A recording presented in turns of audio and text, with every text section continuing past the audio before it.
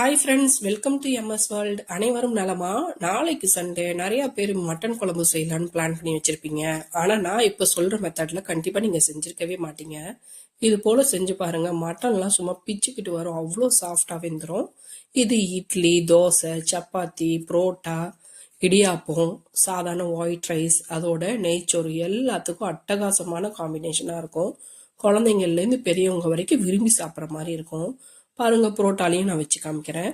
இதுல அதிக மசாலா சேர்க்க போறது இல்லை, ஆனா டேஸ்ட்டுக்கு பஞ்சமே இருக்காது, அல்டிமேட்டா இருக்கும்.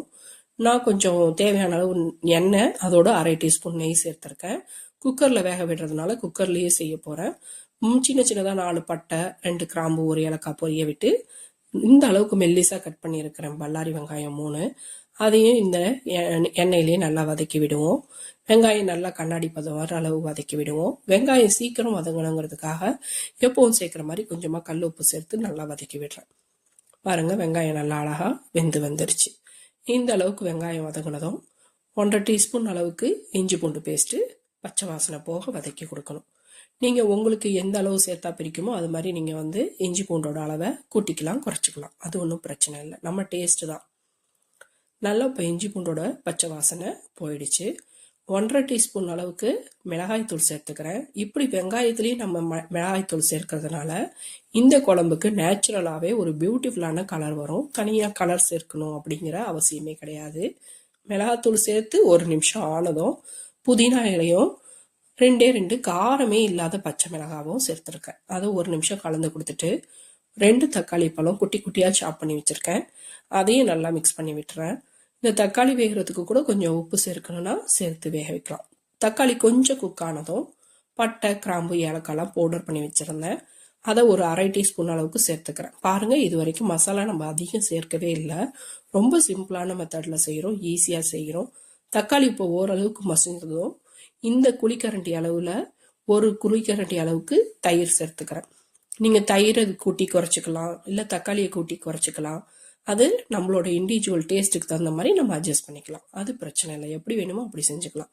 இப்போ பாருங்க, தக்காளி நல்லா மசிஞ்சு வந்துருச்சு. இதை நம்ம செய்யும் போதே ஒவ்வொன்றும் நல்லா வதங்க வதங்க அவ்வளோ ஃப்ளேவர்ஃபுல்லாக இருக்கும். ப்ளஸ் வீடு ஃபுல்லாக மனமாக இருக்கும். தெருவுக்கே தெரியும் நம்ம கறி குழம்பு செஞ்சுருக்கோன்னு. 1/4 கிலோ அளவுக்கு மட்டன் க்ளீன் பண்ணி வச்சுருக்கேன்.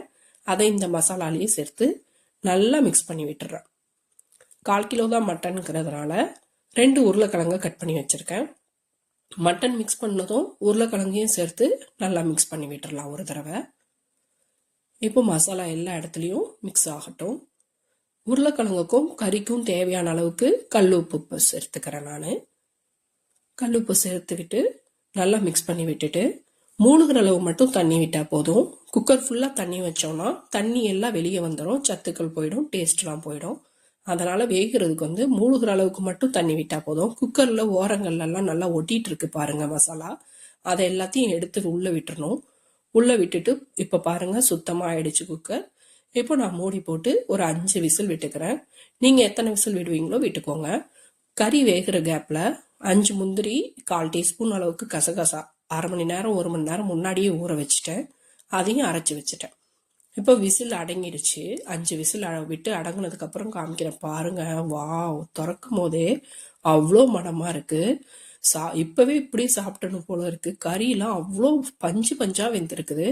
திரும்ப நான் ஸ்டவ்லயே வச்சு அரைச்சி வச்சிருந்த கசகசா முந்திரிய மிக்ஸி அலசின தண்ணியோட சேர்த்து நல்லா கலந்து விட்டு கொதிக்க விட்டுறலாம். உங்களுக்கு எந்த அளவுக்கு தண்ணி தேவையோ அந்த அளவுக்கு தண்ணி சேர்த்துக்கலாம். விருப்பப்பட்டா நீங்க தேங்காய் கூட அரைச்சி ஊற்றிக்கலாம். நான் இன்னைக்கு தேங்காய்லாம் அரைச்சி ஊற்றல. இதில் உங்களுக்கு உப்பு அட்ஜஸ்ட் பண்ணிக்கலாம். காரம் கம்மியாக இருந்ததுன்னா மிளகுத்தூள் தூவி அட்ஜஸ்ட் பண்ணிக்கலாம். இப்போ எனக்கு கரெக்டான ஸ்டேஜ் இருக்கிறதுனால நான் ஆஃப் பண்ணிட்டு மல்லி இலைகளை தூவிடுறேன். பார்க்கும் போதே உங்களுக்கு டெம்ட் ஆகுதுல, ஏன் வெயிட் பண்ணிட்டு இருக்கீங்க? நாளைக்கு இதே மெத்தட்ல கண்டிப்பா செஞ்சு பாருங்க. செஞ்சு பார்த்துட்டு உங்களோட ஃபீட்பேக்கை எனக்கு கமெண்ட்ல சொல்லுங்க. நீங்க என்ன சாப்பாடுக்கு சாப்பிட்டீங்க, இல்லை என்ன டிஃபனுக்கு வச்சு சாப்பிட்டீங்களான்னு மறக்காம கமெண்ட்ல சொல்லுங்க. உங்களுக்கு இந்த வீடியோ பிடிச்சிருந்தா லைக் பண்ணுங்க, ஃப்ரெண்ட்ஸ் அண்ட் ஃபேமிலிக்கு ஷேர் பண்ணுங்க. உங்களோட பதிவுகளை கமெண்ட்ல சொல்லுங்க. சப்ஸ்கிரைப் பண்ணிடுங்க ஃப்ரெண்ட்ஸ், சப்போர்ட் பண்ணுங்க ஃப்ரெண்ட்ஸ். தேங்க்யூ.